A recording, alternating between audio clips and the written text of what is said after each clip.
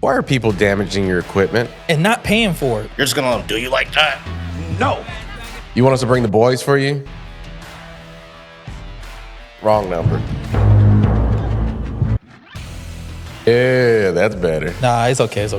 We got them. Stay tuned as we discuss how to charge properly for fees and damages. Can you make a video on what software or processor to use to charge for late fees or damages? Right now, I don't have any of that. But what Trev Bones was actually trying to say is how can he charge for late fees and damages, and what would be the best way to do so? Wait, before we get on Trevor Bones' question, is that your real name? Come on. I know what you're doing. Okay, let's go back to it. Go ahead, Eddie. As far as software, if you're using a credit card company, I know it basically stores the number for you and you can charge that. But more importantly, you have to have a contract in order to legally do that. Because if not, you're going to get a chargeback and then you're very unlikely to win it if you don't have a contract. And if you lose too many of those, you're not going to be able to process payments. And if you get blacklisted, bye-bye, baby, right there. You're going to be getting 40% of all your money getting taken by some random person from Ukraine who's doing your credit card process, stealing all of your credit cards. So just watch out for that. Contracts. So you need to have a contract, you need to charge damage waiver, and you need to also to have some type of plan. So if something breaks, but it's not broken all the way, and you have to fix it, you have to understand what that is and everything on there.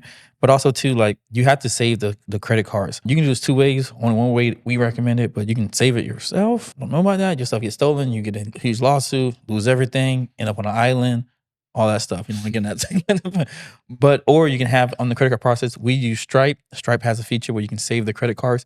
If you use Shopify or any of these other platforms, Tap Goods, or any place they have a place where you can store the credit card information on there. If you have a rental software and they don't have that, then like you probably need to get a different rental software. That's probably something to look into. Because like we've had tons of stuff damaged. And like if you can basically go to business line, people just keep damaging your stuff over and over, especially if people just do whatever. You don't really want that. So you would have all your stuff together. But you have to have proof and you have to tell these people. We put the stuff, the damage waiver and everything on the invoice. We put on the email, put on the contract. We verbally tell them. You can't just be like, oh, I told them once and it's over and I didn't record it. You want to record everything so you can have that. Because when those dispute comes, and they'll come, especially if you're on Stripe or something, they'll come and say, hey, and they're going to just snatch all the money out your account. So if it's $1,000 dispute, you better have that $1,000 somewhere. It's going to take it out your account until you win. Because you're basically guilty until proven innocent. So you have to make sure you prove yourself innocent. And if you get too many of those in a short amount of time frame, then like we said before, welcome to the island. You have 40% processing fees and stuff like that. You're going to be out of business. So make sure you get your stuff correct on there. I'm not saying this, you're going to everybody go out of business. I'm saying if it happens too much. Also, try to be reasonable though. Don't be charging for crazy stuff too. Like, you know, you gave somebody a linen and it came with a rubber band's off. It's $15. Something like that. You know, like, oh, you ripped the plastic on the linens. I need that returned back to me. You know, like, yeah, you don't want to be doing that. Yeah, I think one general that we do is whatever the damage waiver, because we do charge a damage waiver, whatever that amount, say it's let's say it's $15, and this has happened like recently, actually last week. Customer rented out champagne glasses, and 2 of them came back broken. I'm not gonna hit them upside the head over 2 because realistically, those glasses probably cost me like $1.50 or so just for those glasses, and that $15 basically was used to replace the items. Accidents happened. It's also like negligence is a different thing. It's not covered underneath the damage waiver we're talking about. So I know a lot of people have bounce houses and I see all the horrible pictures, but you know, somebody going in there with a knife and like going ham on your bounce house or stuff like that. That isn't an accident. It's like negligence, or you know, you have a tent and then it's like the 4th of July and they're shooting off fireworks inside. Yeah. Or if they have like a little bonfire right in the middle of your tent and now it has all this black soot on the tent top. Those are all negligence. It wouldn't be covered underneath the damage waiver. But little things that, like I say, like a broken glass, or even sometimes on linens, you know, not all of the linens are savable if they get damaged or stained and stuff like that. One linen out of like 30, and we're not going to hit them upside the head on that. So, you know, the damage waiver general will take care of that. But now if all the linens out of the 30 are damaged because they all have burn marks in the middle of them because they use candles, no, that's something totally different. Yeah. And also to make sure you know who you're renting to. Don't be renting chairs and tables to WWE or WWF. WWF still there? Yeah, all those. Yeah, WrestleMania. WrestleMania, the SmackDown. Like, you know exactly what's gonna happen to your chair. And also too, don't if a gun store ever reach out to you and ask for plates, you're not getting those plates back. And you're probably not gonna be able to force them to give it back to you too. So make sure you have a contract and stuff. Yeah. But realistically, like you want to make sure that you have the stuff together. One thing to kind of even avoid if people don't pay or don't have money or whatever the reason is, like get warranty on these things. Yeah. I know we do that with the patio heaters, we did that with TVs, we do that with basically everything that we can possibly do it with, as long as it makes sense. Now, if the warranty is more than the item, then or if up to 50%, then like it might not be the best thing to get it, but you can basically get them to pay for it, you get another one back, and then you double up. So now you have 2 of them now instead of just 1. Yeah, and another thing is education as well. Like on these damage fees, like educating customers. Like for instance, we ran out pop-up tents, and everyone's like, "Oh, you need a commercial," which but there's still a market out there that they demand pop-up tents, and we warn everybody and tell them that these things aren't meant for high winds. They're not meant for rains. Hold it, son.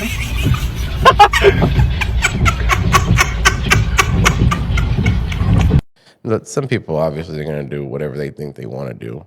Just whenever it gets damaged, they're responsible for those things. But you have to educate the client. You can't assume that they understand. So it's just our job as preparing them, then letting them know, hey, if this is damaged, you're going to be responsible for that. So there's a damage fee to everything. Yeah. So I know for our pop-ups, it just says shade only. Yeah. So do that, and not heavy shade too. But you can get going from that, and you can save from this right here. And don't be too worried about stuff happening. Things are going to happen. You have to be. It's just a part of this business, and things are going to happen a lot more than what you think. But you need to be prepared on your side. So have a damage waiver either from 5% to 15% or 20%, depending on how risk averse you're trying to be. Just know the more your damage waiver is, the less people are going to want to book with you, and the least your damage waiver is, the less likely that you're going to get your money back. So just make sure you understand that and have that and stuff. But also too, like you can always do this with like some people come in and say, okay, well, we have insurance, and then we want to do that instead of using the damage waiver. If you go that route, you have to make sure they have the correct insurance and everything, because you said they got insurance, and the next thing you try to do a claim, and then they be like, oh, we don't do that. And then you really should have just took the damage waiver, and you got to charge them back anyway. Something to look into. So I actually have a question about this. You guys mentioned that negligence is different from accidentally damaging equipment. So how do you guys go in determining what is negligence? And do customers ever dispute about that? Yeah. So basically, we've been in the industry so long, like we know scenarios and what is considered an accident and what would be negligence, and also the client. And then most of the time, we would be more reasonable with the client if they come to us versus if we find out and they try to be sneaky and hide it. So those are things that we all put together, and then we ask questions, and then we come up with a summary of what's going to happen.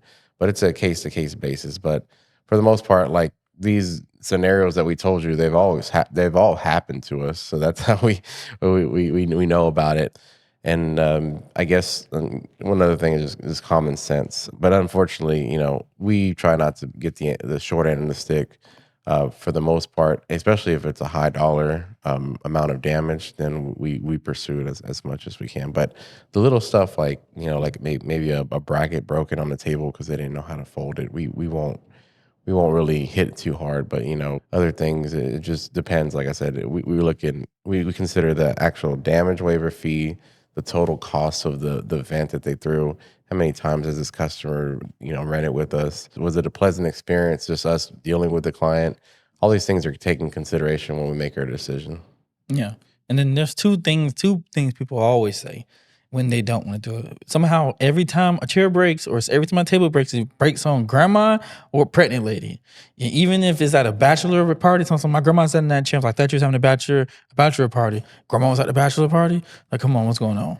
And like, it's always something like that. Or you're having a or no kids party, and they say no, there's everybody's pregnant everywhere on every single chair. It's always so like people will stop making stuff like that. So that's one thing. Or they'd be like, it came there like this.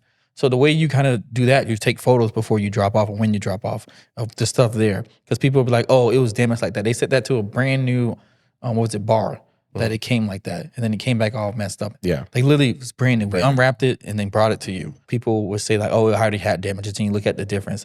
We should show those photos of it. Like we have a brand new one, and then we have the one that came back. It looks crazy. I don't know if they left it outside. I don't know if I'm pretty sure it was during the time when we had heavy rain. I'm pretty sure they just left it outside. And then they had to pay for that. That's the thing you need to look into too as well. And don't be scared to be like, oh, you need to pay for this. And I would talk about that stuff beforehand so people understand what the whole process is like. Hey, like if this gets damaged in your possession, then you're gonna have to pay for it. Better to have the conversation early because people would avoid it than having the conversation later when people are like, oh, I thought like, my damage waiver covered me on everything, like earth falling in and stuff like that, or me being stupid. Remember, damage waiver is not the same as insurance. Thank you guys so much for watching. I'm Xavier Kelly. I'm Eddie Sauceda. We are the Rental Boys. And if you haven't already, check out the Ultimate Checklist. If you like this video and would like to check out any other of our short videos, then please click this playlist down here and you'll get more videos.